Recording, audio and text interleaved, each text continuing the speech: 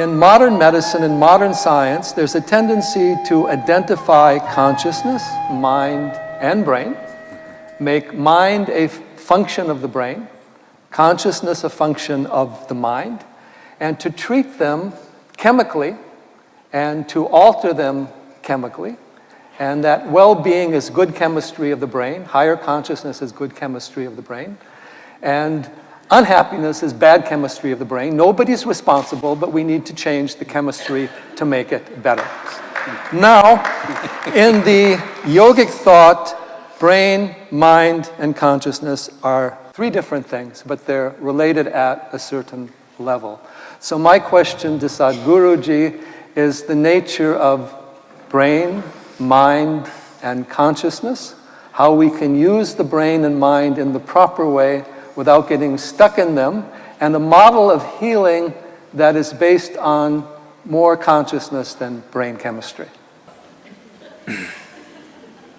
In the yogic sciences, there is no such thing as brain. Brain is just body. Like there is a heart, like there's a liver, there is a brain, it's just body. I think this overly exaggerated sense of what is brain is coming because, as I mentioned it in the morning hour here, our education systems have become purely intellectual. We think intellect is everything. Let me… I will try to say it in a very brief way. When you say something very complex in a brief way, there will be holes in it. Please pick the holes if you find them, otherwise I'm okay.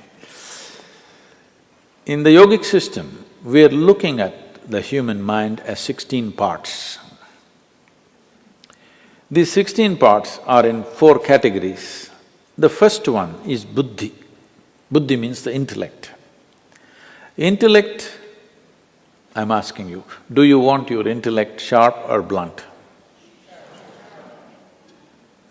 All of you must choose, I'm going to bless you. You want it sharp. So intellect is essentially like a knife. You use a knife to cut things open. This is the nature of the intellect. Whatever you give it, it will dissect. The entire modern science is coming out of human intellect. So everything is by dissection. If you give this flower to the scientist, they will rip it open and see. If you rip it open and see, yes, of course, there are many facts you will know about the flower, only thing is you won't have the flower after that.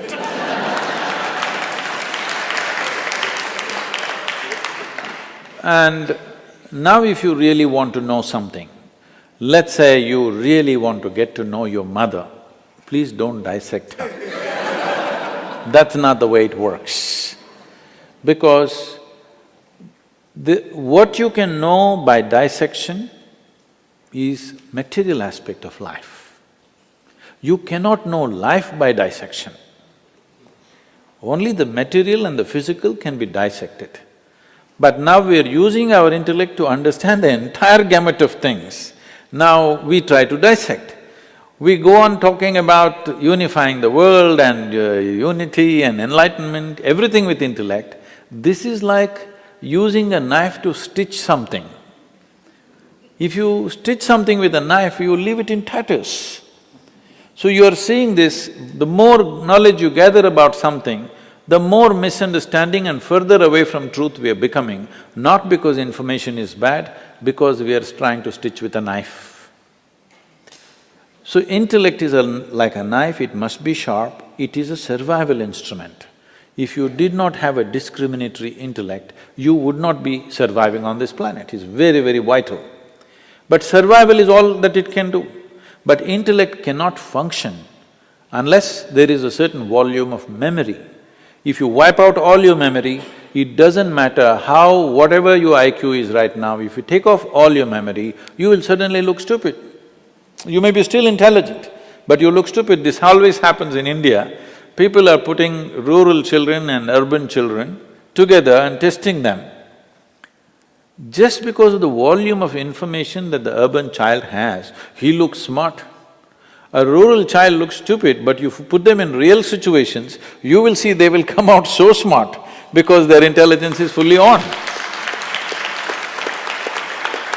So, intellect looks smart only when you back it up with lot of information, and hence you see information technology and everybody is mad about information. They're not looking into their phones simply for waste of time, because only with all that bits and pieces of data, they look smart among their friends in the society in which they live. It's only with data they can look smart. Without data, they can't do one thing smart. I'll just tell you an example. We have two different types of schools. One is a modern kind of school where 30% of the children coming from United States in India, and another is a completely traditional school where we teach them only yoga, classical dance, classical music, Kalaripaitu, the mother of all martial arts, Sanskrit language and English language. They don't go through any academics as such. This was a few years ago. Little ones, they all run to the place to hand wash. Hand wash is at this height. Many of these 6, 7-year-olds can't reach. So all this… those who are going through modern education, they will go and stand there in a very civilized way, wait for a teacher or somebody to come and put a bench. They will climb on the bench and then wash. These other kids ran there, the older ones bend down, the younger ones climb on top of them, wash and run away.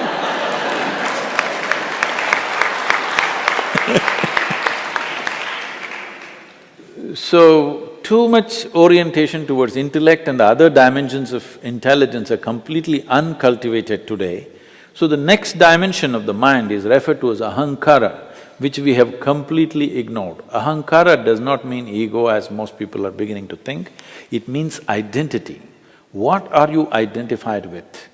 Because intellect is essentially an instrument to protect the identity that you have taken on. If I say I'm Indian, suddenly my intellect makes me think that way, makes me willing to live and die for it.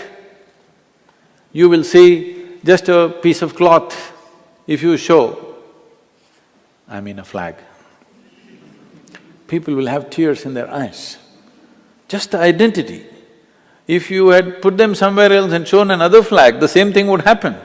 In India, Pakistan, it's very striking because it was one nation and suddenly somebody drew a line and the entire emotion, the way it works is amazing, simply because you got identified with this or that. So intellect is an instrument which protects the identity. Identity is that instrument which allows the intellect to function in a certain way. When I say a certain way, suppose you're identified just with this, me as a person. Your intellect will do only this to protecting you all the time just doing this. Now I say, my identity is my family. Now your intellect will do everything to protect that. Or you say a community, a race or a religion or a nation. In the name of race, religion, nation, how many things we have done which are utterly idiotic and inhuman, but we do it with great pride because we are identified, because this is the nature. If we have to continue that analogy, if intellect is the knife, the hand that holds it is the identity. You tell me, in handling a knife is important that it must be sharp, but whether it becomes destructive or productive is determined by the hand that holds it, isn't it? But in today's society, in today's world, there is no cultivation of the hand at all. The smaller and smaller identities that we are creating will inevitably cause disturbance within the human being and in the world. There is no other way. Right from ancient times, in Eastern cultures, always we have been taught to have a cosmic identity, Aham Brahmasmi. At the age of 12, you must know Aham Brahmasmi, this means I am the cosmos. Without identifying with a limitless identity, no education should be given. Only after identity is fixed, then education. Because without the right kind of identity, education becomes destructive because you have a limited identity. We can say whatever we want, but essentially all crime, all evil, all most terrible things that we do is just a question of limited identity, isn't it? This is my way, that is your way, this is my country, this is your country, this is my religion, this is your religion. This is all it is. So without cultivating the identity, we are sharpening the knife. We have an unsteady hand, but we are sharpening the knife and arming it with memory. So the next dimension of the mind is called manas, which is a silo of memory. Here there are 8 dimensions of memory. This starts from elemental memory, atomic memory, evolutionary memory, karmic memory and conscious memory, unconscious memory, articulate memory, inarticulate memory. Like this, there are many states of memory. As we already looked at this body carries the memory of everything that's happened on this planet. If we pay enough attention, we can know simply by looking at this how evolution has happened. Only 150 years ago, Charles Darwin talked about evolution by studying life on the planet. But over 15,000 years ago, Adi Yogi spoke about how life evolved. He said, first, almost every Indian person knows it but not conscious of it, is the 10 avatars. You must be studying much of it. The first one is fish or water life, next one is amphibious, next one is a mammal, next one is half man, half animal, next one is a dwarfed man, next one is a full-grown man but volatile, next one is a peaceful man, next one is a loving man, next one is a meditative man, next one is supposed to be the mystical man. This is not one-man story, this is the evolution of life on this planet. So 15,000 years ago, somebody spoke about this by not looking into the microscope, but looking inward, because the entire evolutionary story is written here.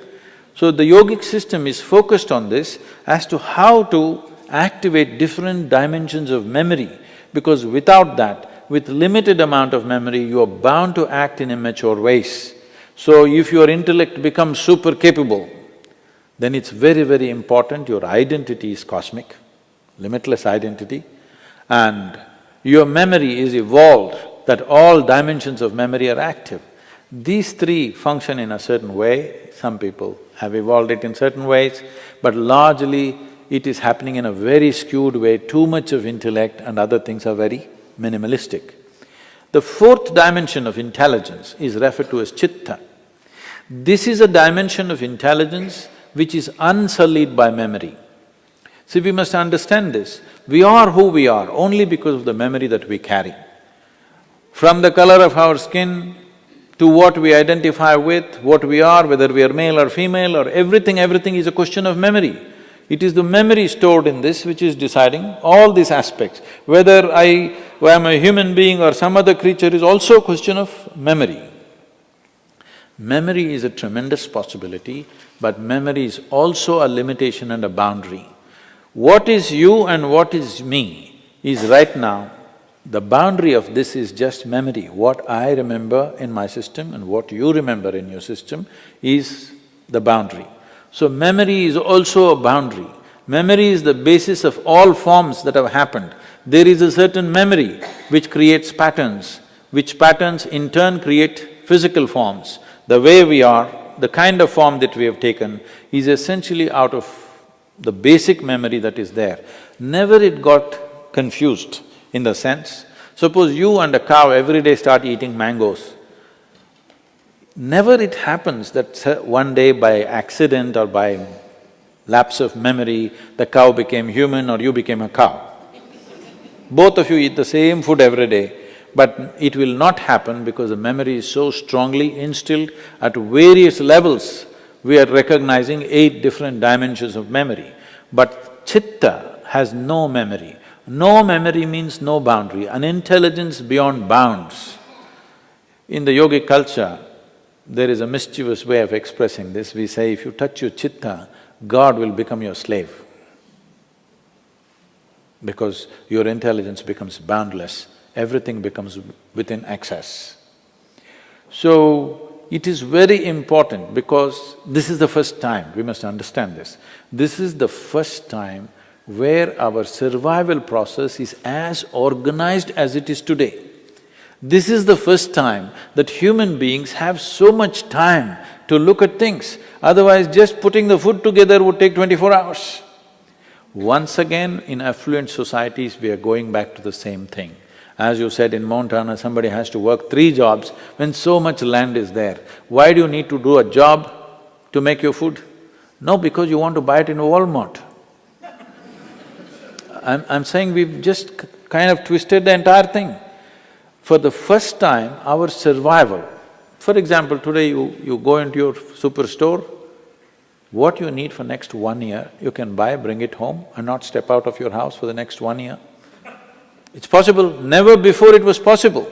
Today morning's water, if you have to get, means you have to walk down to the river or the pond or something. For the first time, our survival process is so enormously organized, this is the time for humanity. This is the time for humanity to explore deeper dimensions of life.